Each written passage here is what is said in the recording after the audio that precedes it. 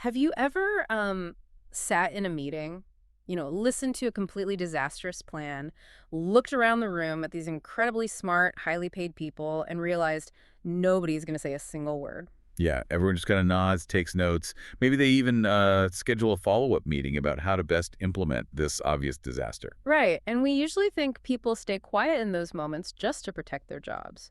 Or maybe we just assume they aren't actually as smart as their resumes suggest. But what if staying quiet in that room is actually like physically rewriting their brain chemistry? See, that really shifts the entire paradigm. You stop looking at it as an intelligence problem or even like a cowardice problem, and you start seeing this invisible architecture that's basically holding that room hostage. And mapping out that exact invisible architecture is our mission for today. Welcome to the deep dive. We are pulling all of our insights today from a really brilliant essay by Elias Kunis called Trapped Equilibria. It's a great piece. It really is. We're going to figure out why smart people stay stuck in broken systems, whether that's, a toxic corporate culture, a stalled academic field, or even a deeply flawed foreign policy consensus. Right, because Kunis completely dismantles the standard excuses we use for organizational dysfunction. Like when we see a group pursuing a terrible idea, we default to either incompetence, meaning they can't see the flaws, or hypocrisy. Like they see the flaws but are just lying for personal gain.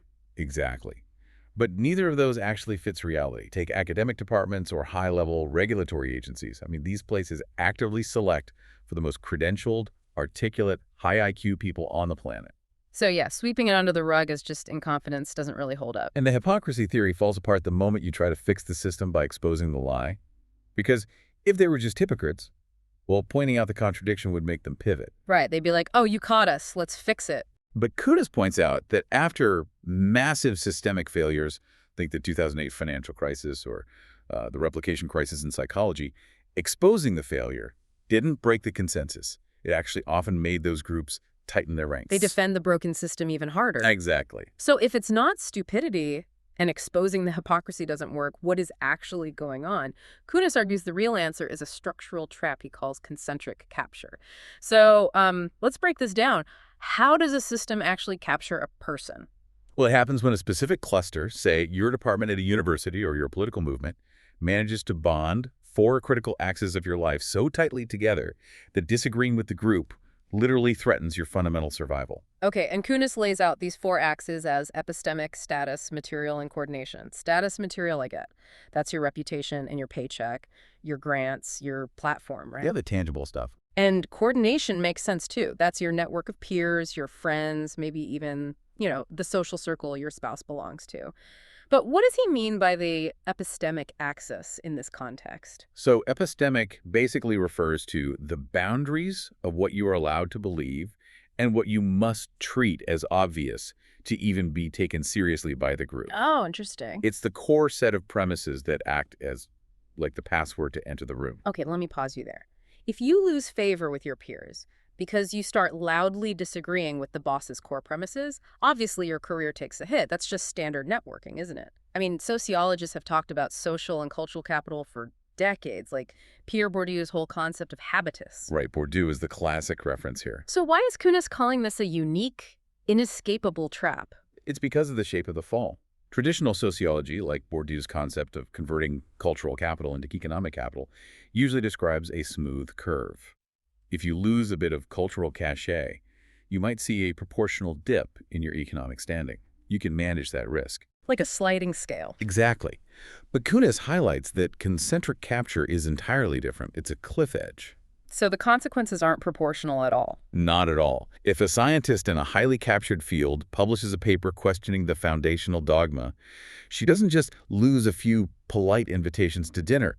The epistemic defection triggers a total cascade.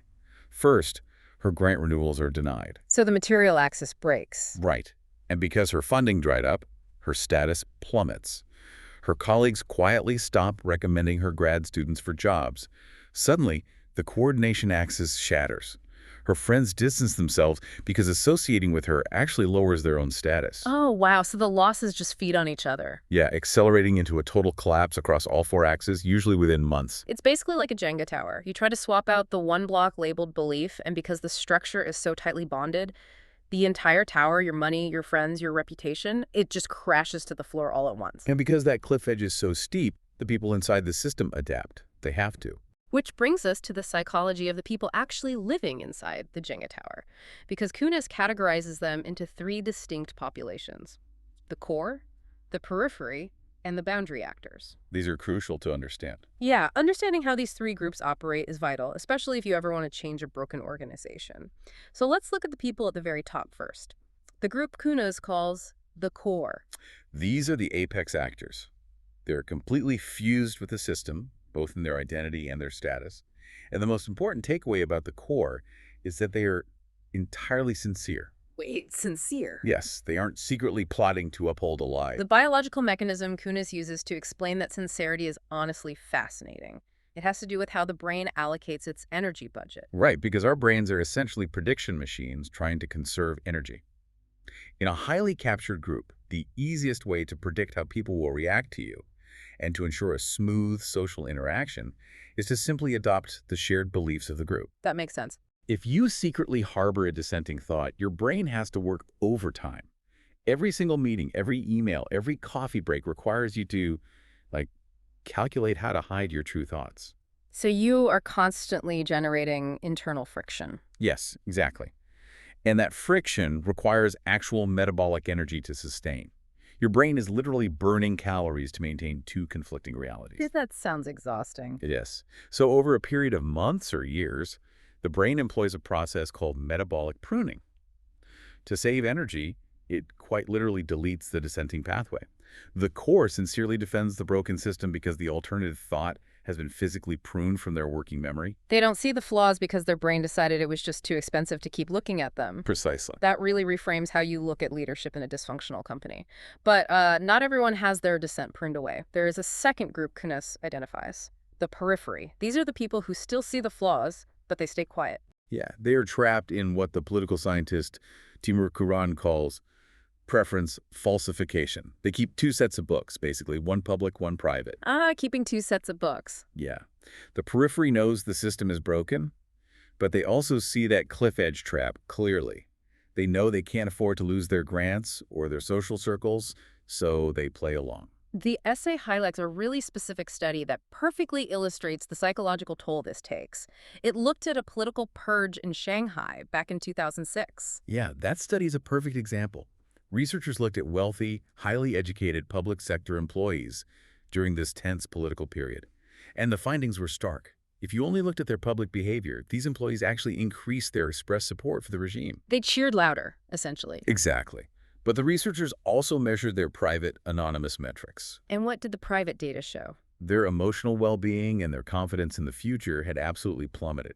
There was a massive gap between their high interior dissent and their low public behavioral signal. So they were cheering on the outside while experiencing just deep anxiety on the inside. That's the tragedy of the periphery, really. You can't find them through, employee satisfaction surveys because they are actively hiding to protect their material survival. Which leaves us with the third and final group, the boundary actors. These are the rare individuals who actually have the power to move or speak up. Kunis refers to them as pre-decoupled. Meaning their Jenga tower isn't fully glued together yet. They might have independent wealth, so the material access doesn't threaten them. Right, or their prestige comes from an entirely different industry, so they don't care about the local status axis. Right. Kunis even notes that sometimes boundary actors are simply neurodivergent individuals who are just less sensitive to the social status games that capture everyone else. That's a huge point. It's crucial to understand that boundary actors aren't necessarily morally superior to the people in the core or the periphery. They just occupy a different structural position. The social resin just hasn't set around them. You know, if you're listening to this and mapping Kunis's groups onto your own office or industry, you're probably asking yourself which bucket you fall into. Are you the core? Unknowingly pruning away your own doubts just to survive the week? Are you the periphery, just exhausted from maintaining two sets of books? Or are you a boundary actor with enough independence to actually state the obvious without losing everything? It's a heavy question, but it leads naturally into the bigger mystery here. Right, the environment. Yeah.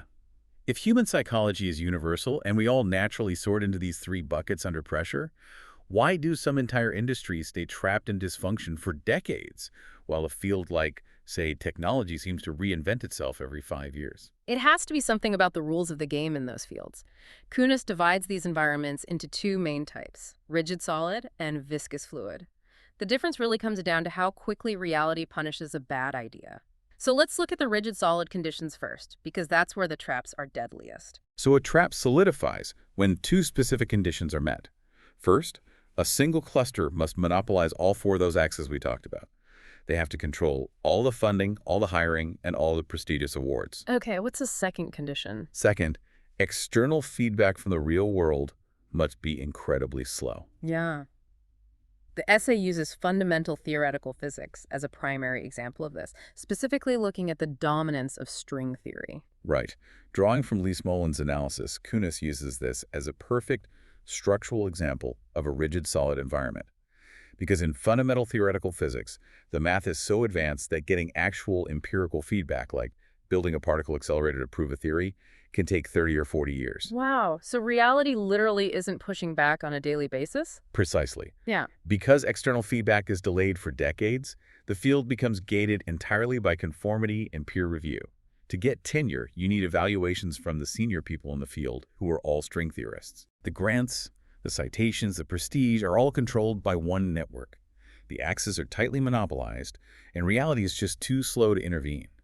This actually led to what some physicists call the loss of a generation of researchers who wanted to explore other theories but just couldn't secure funding. Okay, I have to play devil's advocate here, though. If an entire field is just doubling down on a paradigm that isn't producing real-world results, isn't this just a fancy way of describing people getting paid to ignore reality?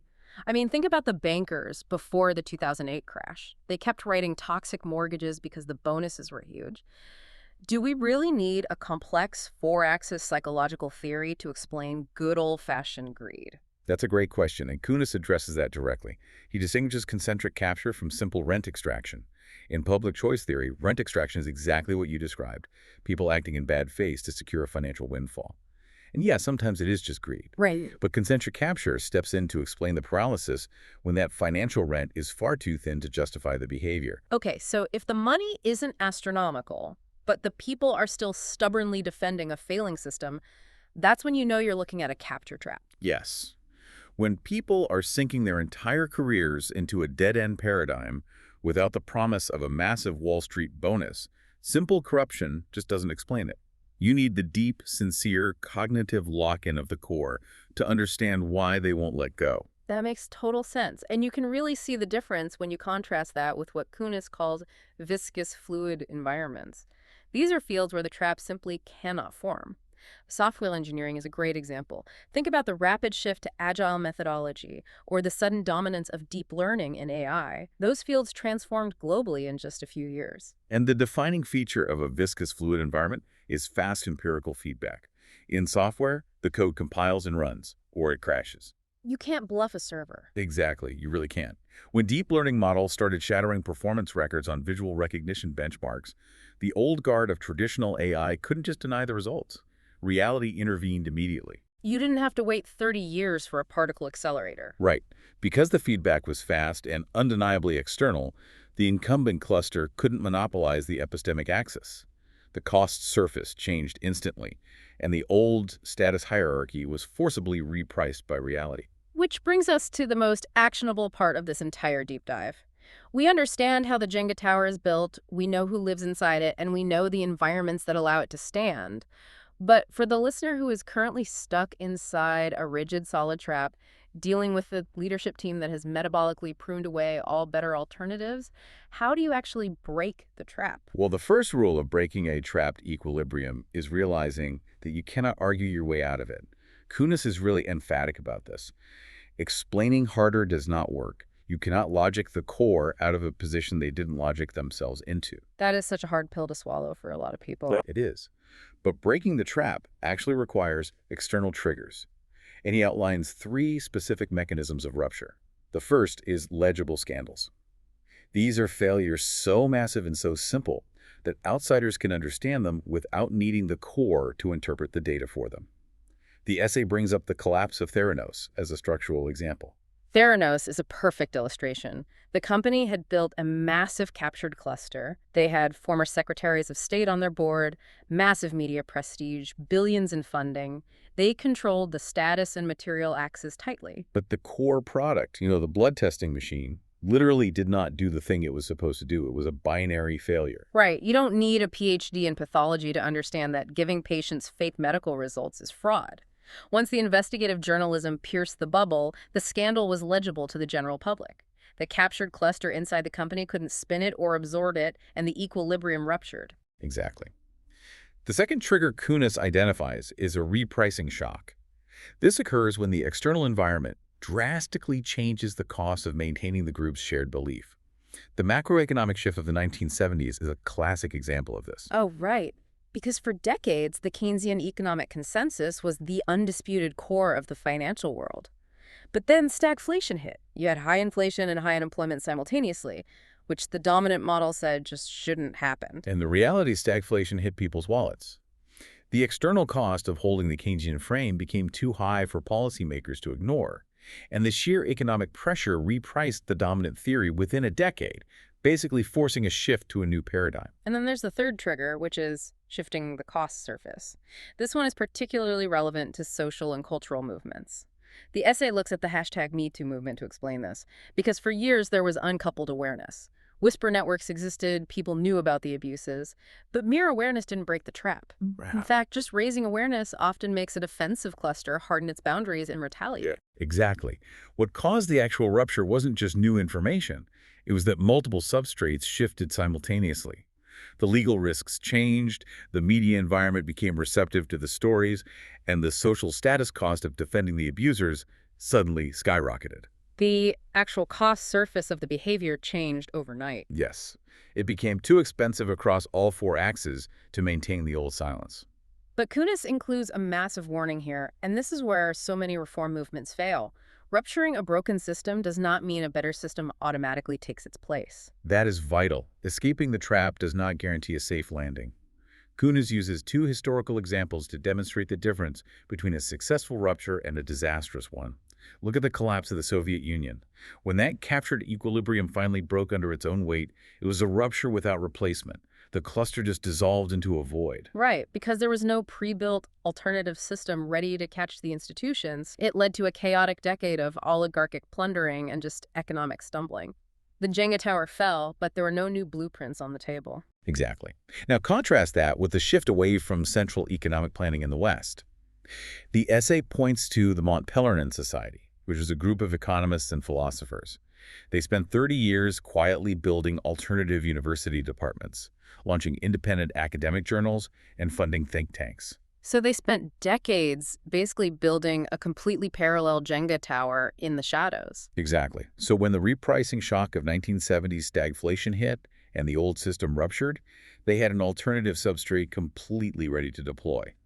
The boundary actors and the defectors from the periphery had a safe landing zone that offered them new status and material support. So let's tie all this together into a strategy for you. If you are listening to this and you want to change a captured organization, what is your playbook?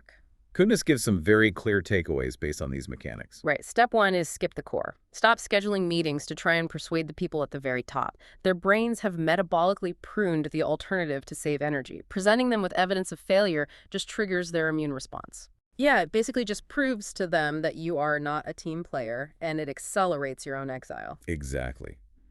Instead, you have to focus your energy on the periphery and the boundary actors. The periphery already agrees with your dissenting ideas. They just can't afford the social and financial cost of saying it out loud. So your objective isn't to win a debate. Your objective is to lower the cost of exit. Yes. You have to build the landing zone. Yeah. You start building alternative status networks. You find independent material support. You create a quiet community so that when someone in the periphery is ready to defect, they know they aren't going to face a cliff-edge total collapse of their life. Because triggers, like scandals or market shocks, are inevitable. Your job is to pre-position your alternative substrate so you are ready to catch the talent when the rupture finally happens. Right. A trigger doesn't create a new system. It only reveals the alternatives that have already been built by the boundary actors in the background. Man, let's zoom out and look at the territory we've covered today. We started with the mystery of the quiet meeting room, why smart people stay in broken systems, We learned it's not incompetence or simple hypocrisy. It's concentric capture, locking our beliefs, our reputation, our income, and our friends into a single fragile tower. And we explored how the true believers literally prune away dissenting thoughts to conserve brain energy, while the silent majority suffers a massive psychological toll just playing along. Yeah. And we discovered that breaking these traps requires fast empirical feedback from reality or the slow, deliberate construction of alternative landing zones. It's a framework that should really save you an immense amount of frustration. It gives you permission to stop banging your head against the wall trying to persuade the impenetrable core and redirects your energy toward building viable alternatives. It really does. But there is one final thought I want to leave you with. It's a subtle warning tucked near the end of Kunis's essay. He points out that systems anchored in physical reality like engineering, physics, or thermodynamics eventually face a repricing shock because physical reality always bats last. Right. The bridge collapses or the code fails to compile. But traps built entirely around cultural, aesthetic, or purely social captures don't have that physical constraint. Without reality to force a rupture, those traps can mutate and persist almost indefinitely. And as we spend more and more of our lives in purely digital algorithmic networks, physical reality intervenes less and less. Exactly. Our only fast external feedback is often just social media likes, engagement metrics, and algorithmic amplification. It raises a fascinating question. Are we globally engineering an environment designed specifically to breed unbreakable, rigid, solid traps? Are we building digital networks where the algorithm automatically punishes anyone who points out the flaws in the dominant narrative? Well, the architecture required for concentric capture, where your digital beliefs, your professional networking, and your social status are all governed by the same platform, it has certainly never been easier to deploy at scale. And bringing it back to the deeply personal level, I want you to look at your own life this week. Look at your closest friend group or the professional network you rely on most. Are there any dissenting frames, any obvious truths that your own brain has quietly pruned away just to keep the peace? Are you pretending the disastrous plan makes sense just to keep your Jenga tower standing? The first step to escaping the trap is realizing the invisible architecture that holds you inside it. Thanks for diving deep with us today.